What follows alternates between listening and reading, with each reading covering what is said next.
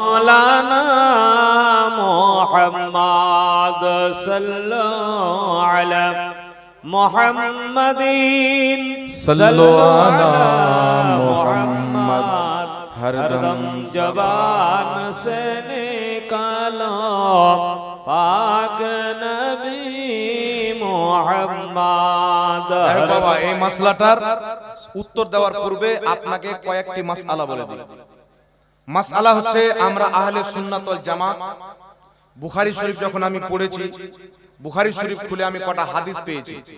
হাদিস অনেক আছেন, তার মধ্যে হাদিস আছেন বুখারী শরীফে আল্লাহর নবী সাল্লাল্লাহু আলাইহি সাল্লামের সাহাবী আব্দুল্লাহ ইবনে উমর রাদিয়াল্লাহু তাআলা আনহু বলছেন, আল্লাহর নবী সাল্লাল্লাহু আলাইহি সাল্লাম যখন সাজদাতে যেতেন তো রাফায়াদান করতেন, সাজদা থেকে মাথা তুলতেন তো রাফায়াদান করতেন।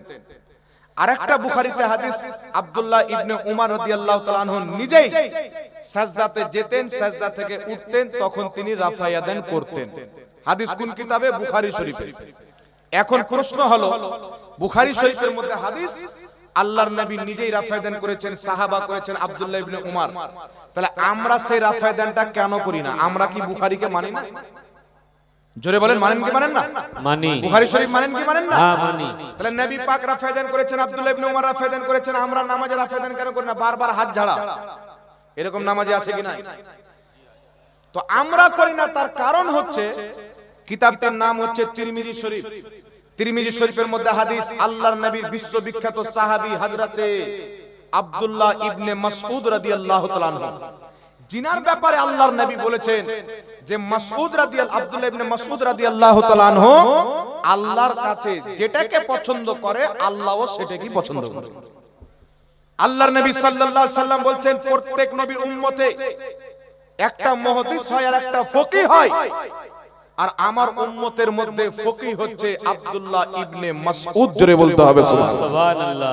ফকিহ মানে যে দ্বীনের সম্পূর্ণ বুঝ রাখে, মুজতাহিদ, দ্বীনের সম্পূর্ণ বুঝ রাখে, সমাজ রাখে, তাকে ফকিহ বলা হয়।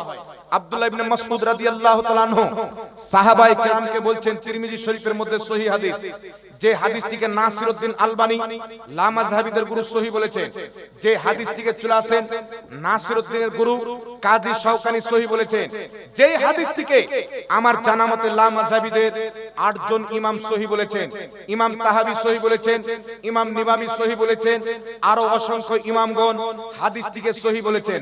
আব্দুল্লাহ ইবনে মাসউদ রাদিয়াল্লাহু তাআলা আনহু সাহাবায়ে কিরামকে তাবিঈনকে নিয়ে বসে আছেন। তিনি বলছেন, আমি কি তোমাদেরকে রাসূলুল্লাহর নামাজ শিক্ষা দিব না? রাসূলুল্লাহর সালাত আদায় করে দেখাবো না যে আল্লাহর নবী কিভাবে নামাজ আদায় করতেন? সমস্ত ব্যক্তি বললেন, হুজুর অবশ্যই আমাদেরকে দেখান আল্লাহর নবীর নামাজ কি রকম ছিলেন। হযরতে আব্দুল্লাহ ইবনে মাসউদ নামাজ আরম্ভ করলেন।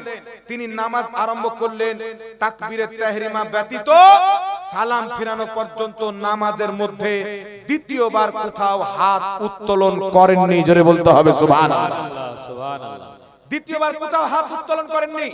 লা মাযহাবীদের 8 জন ইমাম হাদিসটিকে সহিহ বলার শর্তেও বর্তমান জামানার কিছু লা মাযহাবী মুনাফিক এই হাদিসের উপরে কিছু অযুক্তি সম্পন্ন আপত্তি করে, কিন্তু ইমাম মুহাদ্দিসিনগণ স্পষ্ট ভাষায় বলে দিয়েছেন, যত আপত্তি এই হাদিসের উপর আছে সমস্ত আপত্তি হচ্ছে বাতিল। এই হাদিসটা হচ্ছে একেবারে টানাটান সহিহ এবং বিশুদ্ধ হাদিস। জোরে বলতে হবে সুবহানাল্লাহ। আর সহিহ হাদিসকে যে দুর্বল বানাবে, জাল বানাতে চাইবে, ওই ব্যক্তি গুমরা পথভ্রষ্ট। সুতরাং আব্দুল্লাহ ইবনে মাসউদের হাদিস থেকে প্রমাণ হলো আল্লাহর নবী নামাজ পড়তেন তাকবীরে তাহরিমা ব্যতীত পূর্ণ নামাজে দ্বিতীয়বার কোথাও হাত উত্তোলন করতেন না। জোরে বলতে হবে সুবহানাল্লাহ। আরেকটি হাদিস শুনেন, বুখারীতে হাদিস, আমার আপনার নবী সাল্লাল্লাহু আলাইহি সাল্লাম রাফায়াদান করেছেন। তিরমিজিতে সহিহ হাদিস, নবী রাফায়াদান করেননি। আরেকটি কিতাব তাহাবা শরীফ আল মুসান্নাফের মধ্যে হাদিসটি লিপিবদ্ধ। ইমাম তাহাবী বলছেন, হাযা হাদিসুন সহিহুল ইসনাদ, এই হাদিসের সনদ হচ্ছে সহিহ। ইমাম নিবামী রাহমাতুল্লাহ আলাইহি আসারুস সিনান কিতাবের মধ্যে লিখছেন, ইসনাদুহু সহিহ, এই হাদিসের সনদ হচ্ছে সহিহ।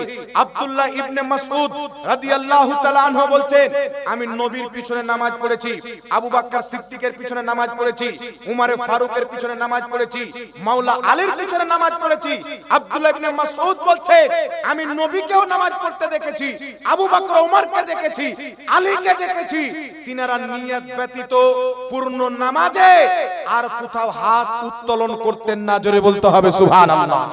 তারপরে চলে আসেন, তাহলে বুখারীর হাদিস কি হবে? তো বুখারীর হাদিস হচ্ছে পূর্বে নবী পাক রাফাদান করেছেন, পরে রাফাদান করা ছেড়ে দিয়েছেন। আব্দুল্লাহ ইবনে উমর নবীকে রাফাদান করতে দেখেছেন, রাফাদান করেছেন, পরে আব্দুল্লাহ ইবনে উমর নিজেই রাফাদান করা ছেড়েছেন। আল মুসান্নাফ কিতাবের মধ্যে হাদিস, হযরতে আব্দুল্লাহ ইবনে উমরের ছাত্র যে হাদিসটিকে ইমাম তুর্কমনি রাহমাতুল্লাহ আলাইহি সহিহ বলেছেন, আব্দুল্লাহ ইবনে উমরের ছাত্র হযরতে মুজাহিদ বিশ্ববিখ্যাত তাবেঈ রাদিয়াল্লাহু আনহু বলছেন আমি আমার ওস্তাদ হযরতে আব্দুল্লাহ ইবনে উমরকে নামাজ পড়তে দেখেছি। ইনার ওস্তাদ আব্দুল্লাহ ইবনে উমরের পিছে 5 থেকে 7 বছর কন্টিনিউ নামাজ পড়েছেন।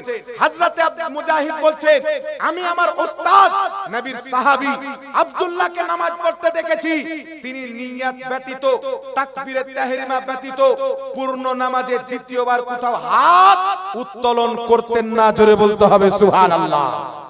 তারপরে চলে আসেন মুসান্নাফ ইবনে আবি শাইবার মধ্যে হাদিস, বিশ্ববিখ্যাত তাবেঈ, এই হাদিসের সনদ সহিহ।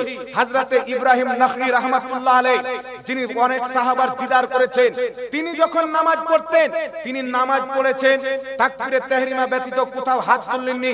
পালাস্তিনি বলেছেন নবী পাকের অসংখ্য সাহাবা তাবেঈনদের মত হচ্ছে যে নামাজে রাফাদান একবার হবে, দ্বিতীয়বার রাফাদান হবে না।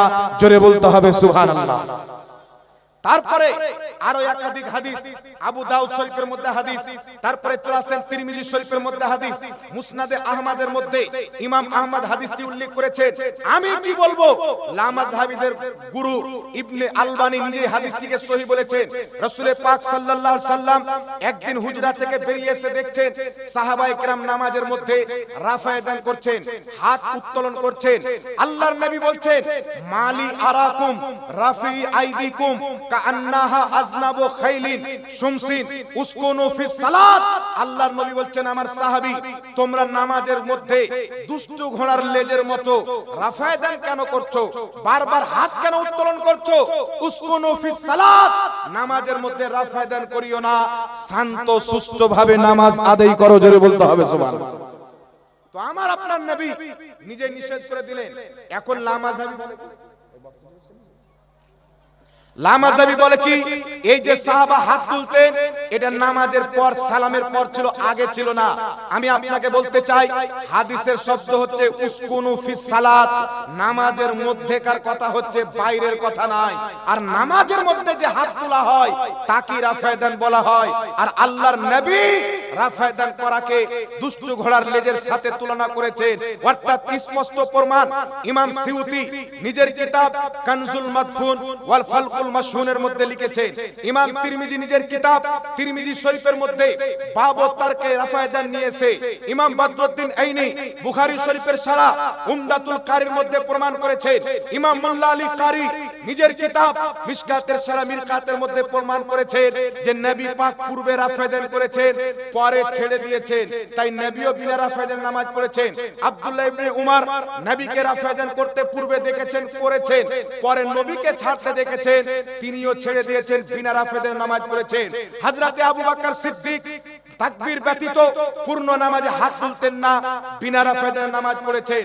হযরতে ওমর ফারুক তাকবীরে তাহরিমা ব্যতীত কোথাও হাত তুলতেন না, বিনা রাফাদান নামাজ পড়তেন।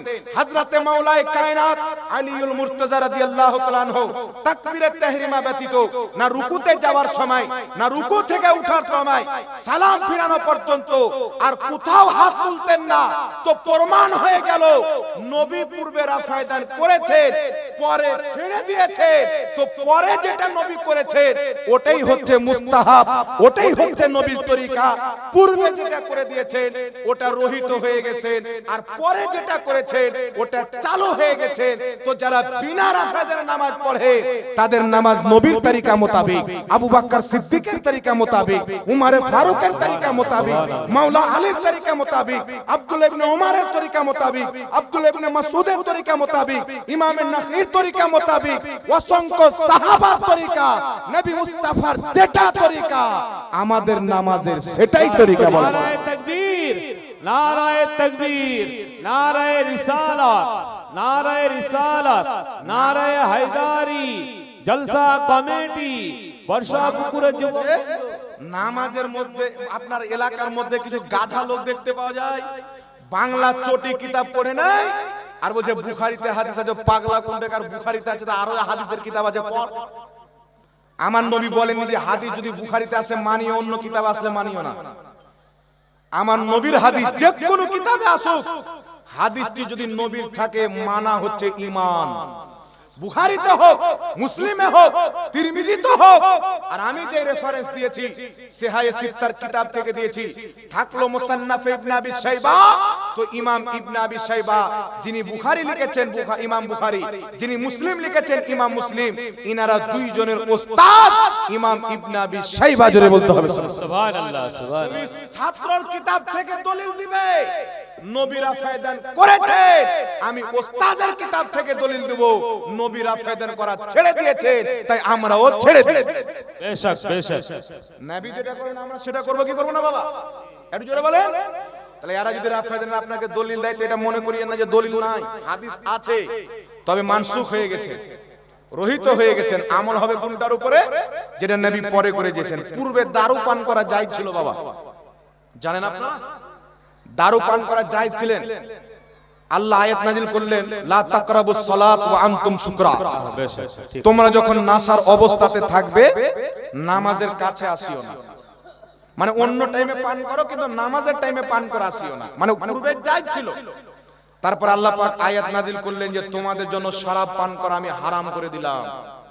কোন ব্যক্তি যদি এই আয়াত নিয়ে বলে লা তাকরাবুস সালাত ওয়া আনতুম সুকরা, হুজুর আমি তো দারু পান করব কিন্তু নামাজের টাইমে পান করব না, আল্লাহ নামাজের টাইমে নিষেধ করেছেন, অন্য টাইমে খাতারনাক মারবো 2 বোতল, চলবে? পরে আল্লাহ হারাম করে দিয়েছেন, পূর্বের আয়াত মানসুখ, রহিত হয়ে গেছেন, তার উপরে ঈমান রাখতে হবে, আমল চলবে না। পূর্বে নবীরা ফায়দান করেছেন, পরে ছেড়ে দিয়েছেন, পূর্বেরটা মানসুখ, পরেরটাতে আমল করতে হবে। এখন তাদের মাসলা হচ্ছে শাফি মাযহাবের লোক কেন করে? এটা ইমাম শাফির হচ্ছে ইজতিহাদ, আর আমি পূর্বে হাদিস দিয়ে দলিল দিয়েছি, মুজতাহিদ যদি ভুল করে 1 নেকি পাবে, ওটাতে যারা আমল করবে তারাও 1 নেকি পাবে, আর যারা সঠিক বের করবে 2 নেকি, ডবল নেকি পাবে। সঠিকের উপরে আমল করবে ডবল নেকি পাবে। জোরে বলেন না সুবহানাল্লাহ, সুবহানাল্লাহ। তাহলে বুঝতে পারলেন বাবা আমরা কেন রাফায়দান করি না? জি, বুঝতে পেরেছেন? আল্লাহ পাক বুঝার তৌফিক দান করুক। আরেকটা মাসলা হচ্ছে নামাজের পরে দোয়া। কিছু গাধা মৌলবি বেরিয়েছে, বলছে নামাজের পরে হাত তুলে দোয়া নাই। এমন কোন আহলে হাদিস একটা আজ পর্যন্ত আমি পেলাম না যে আমার সাথে বসবে যে নামাজের পরে হাত তুলে দোয়া আছে না নাই। ওর 14 গোষ্ঠীর কিতাব থেকে ফরজ নামাজের পর হাত তুলে দোয়াও দেখাবো, সম্মিলিত দোয়াও দেখাবো। সুবহানাল্লাহ। হাদিস পরে তোমার ঘরে আগে দেখাবো। আর দোয়া করার জন্য যদি বেটা আমাদেরকে বিদাতি বলো, তোমার 14 গোষ্ঠীকে বিদাত প্রমাণ করো। বেশক। মাসলাটা বলছি আগে, এটা উত্তর দিয়ে দিও। শুনে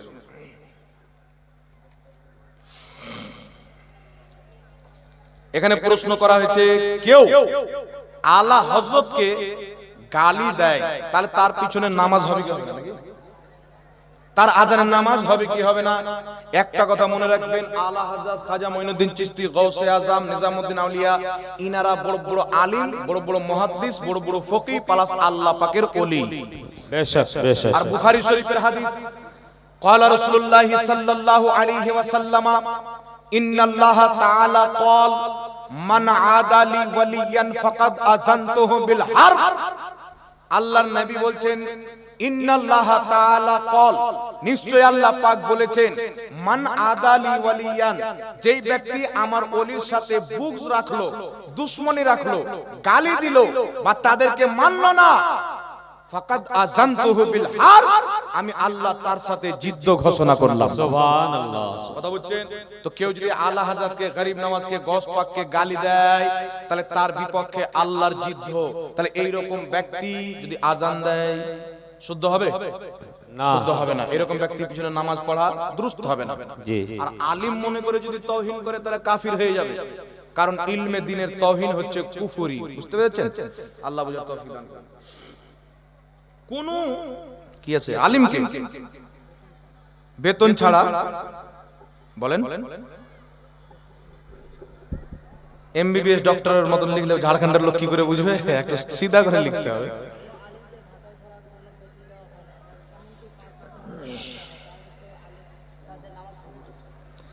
কোন ইমামকে মমতা ব্যানার্জি যে ভাতাটা চালু করেছেন ওয়াকফ বোর্ডের, আমাদেরই টাকা, এই ভাতা ছাড়া অন্য কোনো বেতন দেয় না। আর সমাজের লোক 5 ওয়াক্তের নামাজ পড়ার চাপ দেয় যে ছুটি পাবে না। কথা বুঝতে পারছেন? এগুলো মানুষ হচ্ছে মানুষ নামের জালিম। এ নামাজি নয়, এ হচ্ছে দেখানো নামাজ। আর নামাজ যে কবুল হবে কিনা কোনো গ্যারান্টি নাই। আচ্ছা বলেন তো বাবা, মমতা ব্যানার্জি যে ভাতা চালু করেছে 3000 পায় নাকি? 3000 আবার সংসার চলবে? তাহলে যে মুসাল্লি ওর পিছনে নামাজ পড়ছে ও হারাম করে লজ্জা শরম কিছু আছে যে 3000-এর সংসার চলবে কি চলবে না? একটা জায়গাতে গিয়েছিলাম বাবা, কমিটিকে ডাকলাম, কত বেতন দেন? বলছে 7000 বেতন দিই হুজুর, 7000-এর সংসার চলবে না, আমাদেরকে শিখাবে। মানে আমি বললাম যে 7000-এর সংসার চলবে, একটু বাড়িয়ে দেন। যে 7000-এর সংসার চলবে না মানে সুন্দর সংসার চলবে? আমরা কি জানি না? আমরা কি সংসার নামে জটা কমিটি আছো আমার সাথে খালি ঘুরবে জালসাতে চলো, তোমাদেরকে 7000 নয় 10000 করে বেতন দেবে। খালি আমার গাড়িতে বসে থাকবে, জালসাতে নামবে, ভালো মন্দ মানুষ খেতে দিবে, মেহমান নামাজি করে খাবে আর পেট ফুলাবে আর ঘুরবে, 10000 করে দেবো চলো। তো কমিটির লোক বলছে যে তা কি হয়? হবে না যে তুমি যেখানে 30,000 40,000 টাকা কামাও মাসে, তো তুমি 10,000 টাকাতে যাবে? তো নিজের বেলা আহা আর অন্যর বেলা নাকি বলে লাল মরিচ আর মিষ্টি। তো বাবা, ইমাম সাহেবের পিছনে নামাজ পড়ছেন, একজন ইমামকে উপযুক্ত বেতন যদি না দেন, সেই ইমামের সংসারে যদি অভাব হয়, ছেলে পেলেকে যদি মানুষ না করতে পারে, আপনার দায়ী হবেন, কিয়ামতে আল্লাহ আপনাকে ধরবে। আর এ বেটা শুধু ওই ভাতার টাকা দেয়, ও দেয় না, ওর বাপ দেয় না, আবার ওই যে 5 ওয়াক্তের নামাজই পড়াইতে হবে, ছুটি মিলবে না।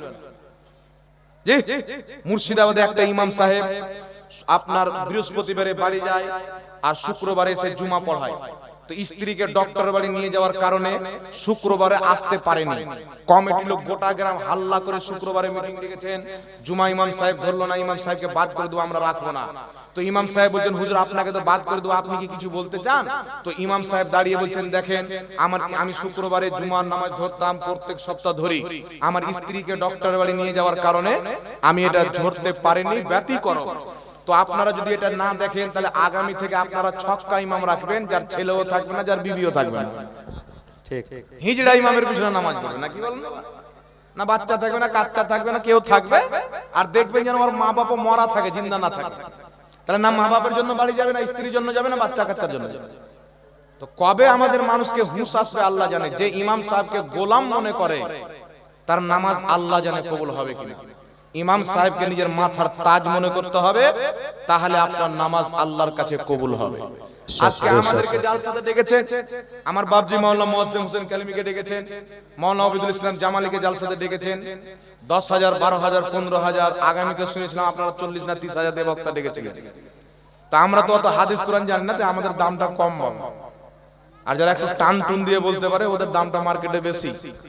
কথা বুঝতে পারছেন? তো আমাদেরকে একদিনকার জন্য ডাকলেন, 2 ঘন্টা বক্তব্য দিব, 10,000 15,000 20,000 দিয়ে দিলেন। আর ইমাম সাহেব প্রত্যেক সপ্তাহ আপনাকে 1 ঘন্টা 8 ঘন্টা করে বক্তব্য দেয়। আপনার বাপের, আপনার মায়ের, আপনার 14 গোষ্ঠীর জানাজা পড়ায়, আপনার মেয়েদেরকে পড়ায়, আপনি মাসলা জিজ্ঞাসা করেন, 5 ওয়াক্তের নামাজ তার পিছনে পড়েন। সব করার পর 1 মাস হয়ে যাওয়ার পর আপনি তাকে 10,000 টাকা দেন না। তখন আপনার পেটে ব্যথা, আপনার মাথায় ব্যথা, আপনার চোখে ব্যথা, আপনার নাকে ব্যথা, এগুলো সব হচ্ছে কৃপণতার আলামত আর বুজদিল ব্যক্তির পরিচয়। আমার নবী বলেছেন, যে ব্যক্তি মুমিন হবে সেই ব্যক্তি কৃপণ হবে না, আর যে ব্যক্তি কৃপণ হবে মুমিন হবে না। কথা বুঝতে পারছেন? মুমিন মানে সাখী, অন্তর খুলে ইমাম সাহেবকে বেতন দেন, অন্তর খুলে। আল্লাহর কসম খেয়ে বলি, আপনার রুজিতেও বরকত হবে, আপনার মসজিদেও বরকত হবে। সুবহানাল্লাহ, সুবহানাল্লাহ। বেশ, আর আপনি মনে করছেন 2,000 টাকা কম দিব তো 2,000 করে বছরে 24,000 বাঁচবে, ওই টাকাতে আপনার বরকত হবে না। আল্লাহ বুঝার তৌফিক দান করেন। আমিন, আমিন বলেন না বাবা? আমিন। কালকে কিছু কমিটি ফোন করে আমাকে গালি দিতে পারে, আর আছে নাকি? দেন তাড়াতাড়ি দেন। কাদেরকে? ওদেরকে যত বলেন আগে আসবেন। মা বোনেরা আপনারা একটু এগিয়ে যান, পিছে মা বোনেরা বাইরে বসে আছে, বসতে পারছে না। মা বোনেরা দয়া করে একটু এগিয়ে বসেন, মা একটু এগিয়ে বসেন, এগিয়ে বসেন। আপনারা আর কেউ প্রশ্ন পাঠায়েন না, লাস্ট একটা মাসলা বয়ান করব, ফরজ নামাজের পরে হাত তুলে দোয়া করা।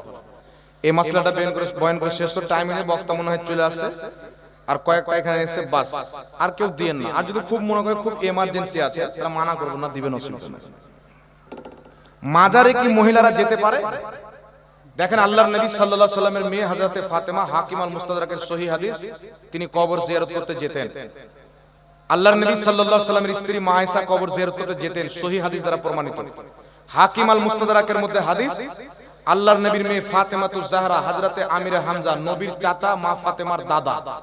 একটা কথা মনে দিই, বাংলাদেশে কিছু গাধা মৌলবি বেরিয়েছে যে মা ফাতেমা বলা যাবে না। নারে তাকবীর, দাঁড়িয়ে সকল দাঁড়িয়ে, নারে তাকবীর, নারায়ে তাকবীর, নারায়ে রিসালাত, নারায়ে রিসালাত, নারায়ে হায়দারি, নারায়ে হায়দারি। হযরতুল আল্লামা মাওলানা মুফতি মুআজ্জম হোসেন কালিমি সাহেব, হযরত আল্লামা মাওলানা মুফতি মুআজ্জম হোসেন কালিমি সাহেব, নারায়ে তাকবীর, নারায়ে রিসালাত, নারায়ে হায়দারি, মাসলাকে আলা হযরত।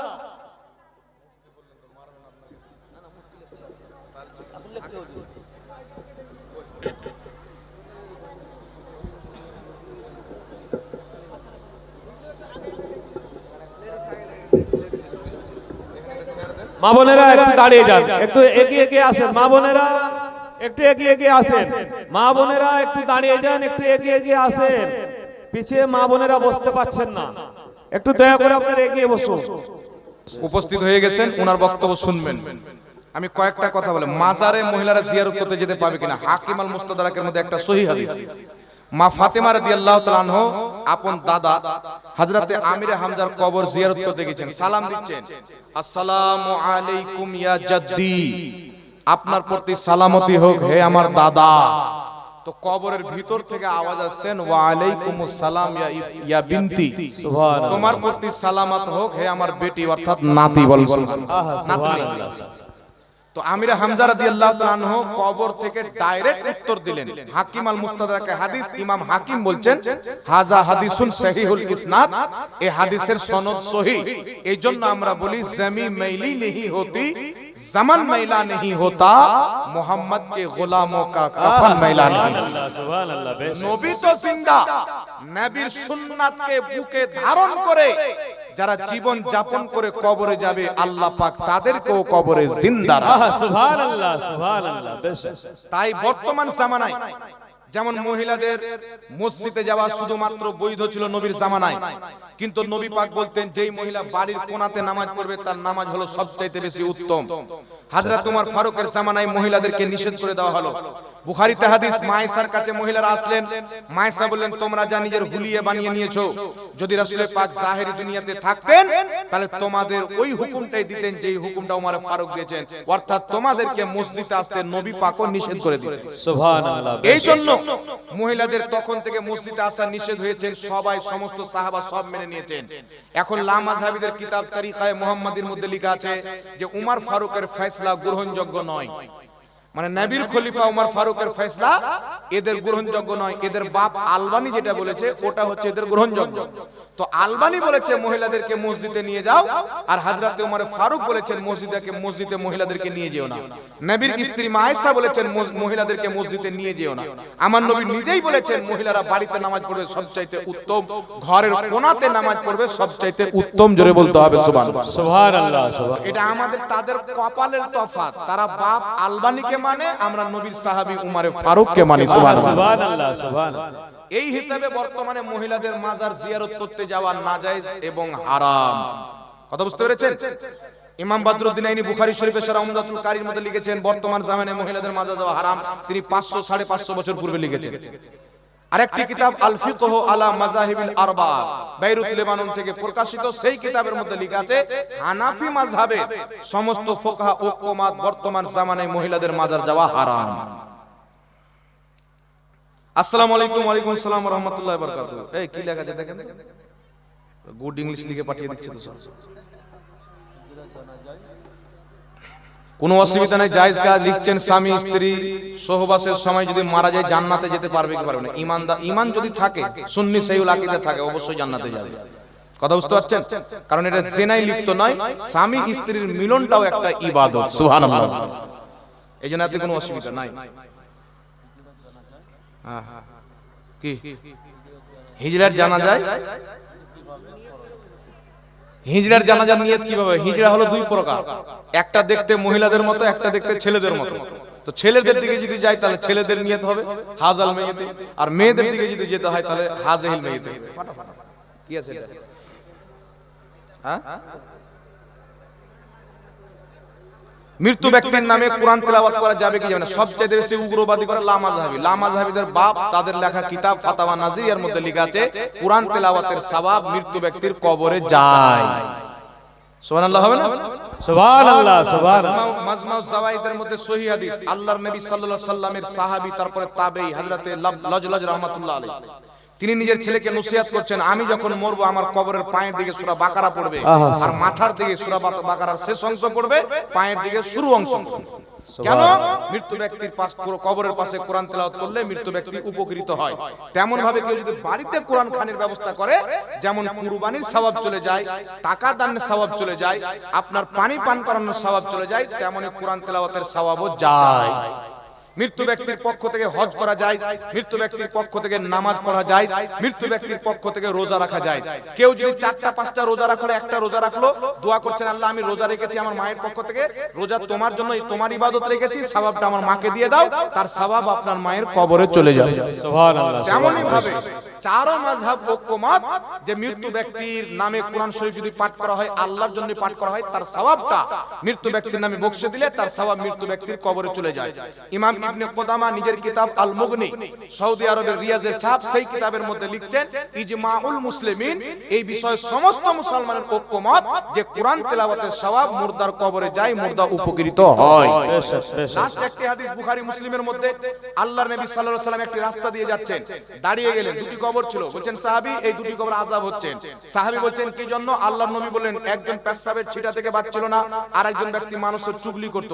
নবী বললেন একটা খেজুরের ডানা নিয়ে এসো। সাহাবা খেজুরের ডানা আনলেন, নবী দুই ভাগে বিভক্ত করে দুটি কবরে রাখলেন, বললেন যতদিন পর্যন্ত এই খেজুরের পাতা ডানা কাঁচা থাকবে ততদিন পর্যন্ত এদের আযাবে কমতি থাকবে।